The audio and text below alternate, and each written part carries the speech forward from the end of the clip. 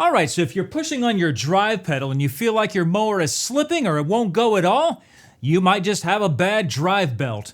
In this video, I'm going to show you how to replace the drive belt on this Husqvarna 54-inch riding tractor. It's a very easy job that you can do yourself at home and save some money. All right, so stay tuned, and without further ado, let's dive right in. All right, so as you can see, I've got the deck off of this thing. I've got the nose up in the air. I do recommend pulling the deck off. Technically, you could probably get away without it, but you'll save your knuckles if you take the deck off. You'll have a lot more room.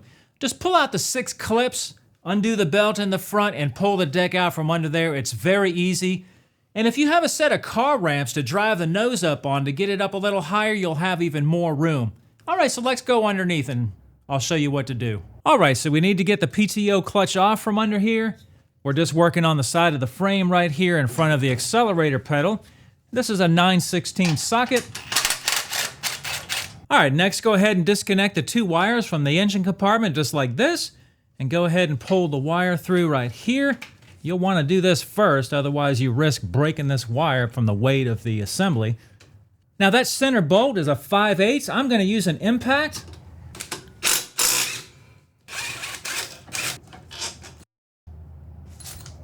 And just let that drop down. And there we have it, out of the way.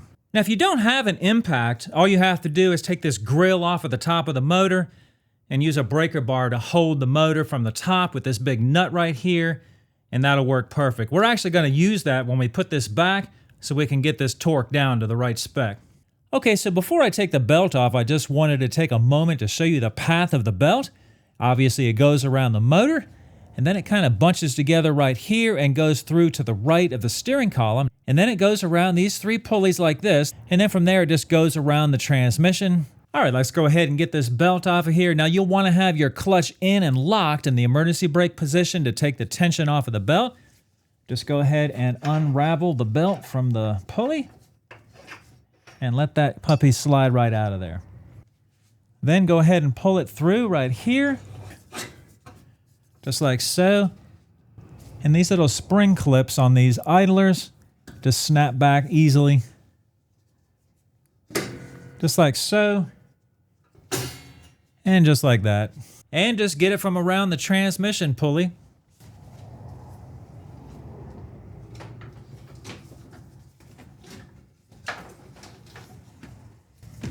Pretty simple, right? Not a problem.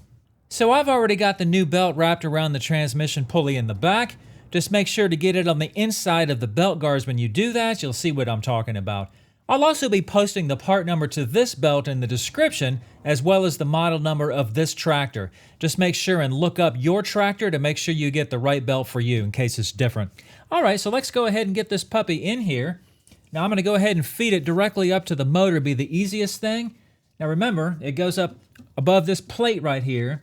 There's also a clutch bar that runs above this plate. You can't see it on the camera, but you'll see it when you look in there. The belt needs to go above the clutch bar and to the right of the steering column, to the left as you're sitting in the mower.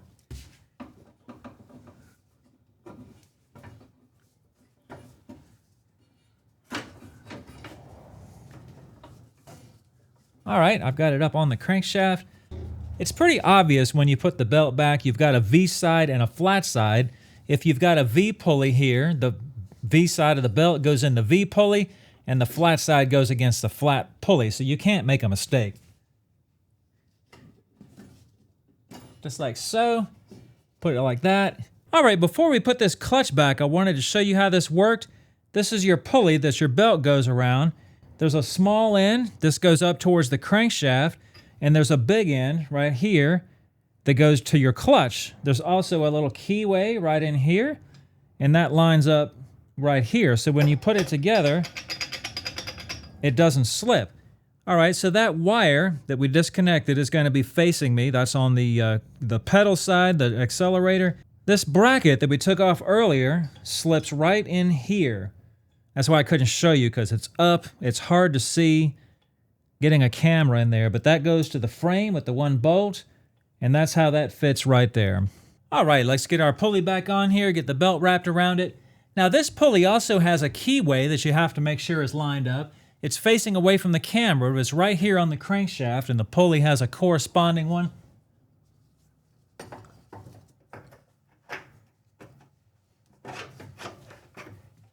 Make sure your belt is inside the belt guards. Now, to keep that from slipping off, you could release the clutch, and that should tighten up the belt and hold that up in there. That's better. All right, carefully put the clutch back up in there, making sure both keyways are lined up.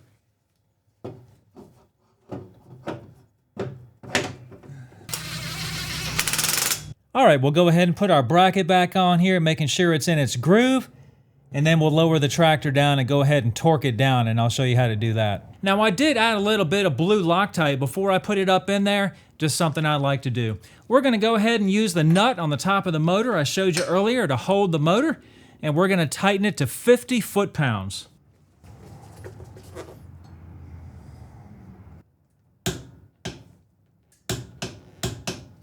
And there we go.